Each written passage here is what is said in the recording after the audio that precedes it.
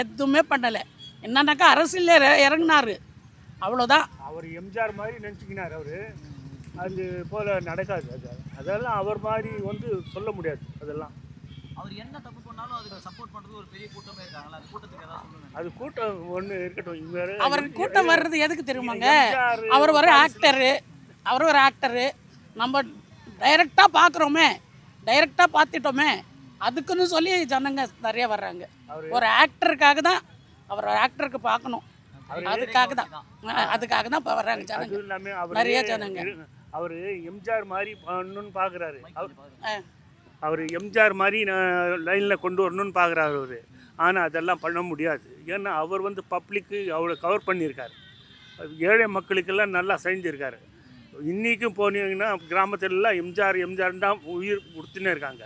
ஆனால் இவரால் பண்ண முடியாது. ஏன் இவர் எம்ஜிஆர் ஃபோட்டோ வச்சு ஓட்டு கேட்குறாரு? ஏன் சார் பண்ண முடியாதுன்னு நினைக்கிறீங்க? ஏன்னா இவர் வந்து இளம் வாலிப பசங்க தான் ஓட்டு போட்டிருக்காங்க. இப்போது சீனியர் ஹேண்ட்ஸு ஒரு மினிமம் அது 40 வயசுக்கு மேலே இருக்கவங்கலாம் ஓட்டு போடல அவருக்கு. எல்லாம் 40 கீழே இருக்கவங்க தான் ஓட்டு. ஆமாம், இந்த மாதிரி போட்டதுனால தான் இவர் வந்திருக்காரு. அது என்ன தெரியுமா, சினி ஃபீல்டில் செஞ்சதுனால அந்த கணக்கில் வச்சு எல்லாம் போட்டாங்க.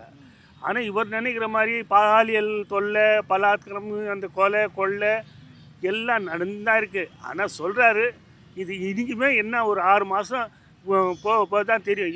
இவருக்கும் டைம் கொடுக்கணும். இவர் நல்லது பண்ணிட்டாருன்னா ஆட்சி நல்லாயிருக்கும். இவர் இதே மாதிரியே இருந்துட்டாருன்னா அவ்வளோதான், சொல்ல முடியாது. ஆட்சி மாற்றம் தான் வரும். ஆனால் ரெண்டாவது எல்லா கட்சியிலேயும் வந்து இப்போ அதிமுக கட்சியிலேருந்து எம்எல்ஏ ஃபுல்லாக இங்கே வந்துட்டாங்க. எல்லாம் கலந்து வராங்க. டிஎம்கே கூட்டணி இருக்க எல்லா கட்சிக்காரனும் கலிஞ்சு போயின்னு இருக்காங்க.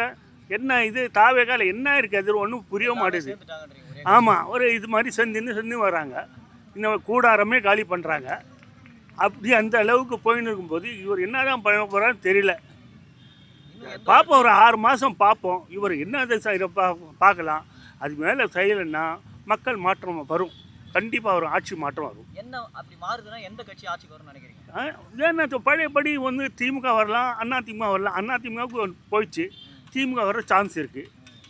சீமான் கட்சி, நாம் தமிழர் கட்சிலாம் இருக்காங்க, அவங்களுக்கும் இருக்குது. ஆனால் அவ்வளோ ஓட்டு இல்லை அவங்களுக்கு. என்ன அவங்களுக்கு வந்து 3%, 4% தான் ஓட்டு உங்களுக்கு வருது.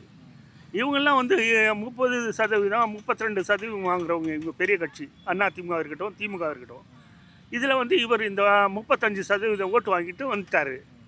பார்ப்போம், இனிமே ஒரு 6 மாதம் இவர் எப்படி செய்கிறாரு பார்ப்போம். அதுக்கு பிறகு நல்லபடியாக செஞ்சாருன்னா 5 வருஷம் ஓட்டலாம். இல்லைன்னா சொல்ல முடியாது. அந்த அளவுக்கு போகுது.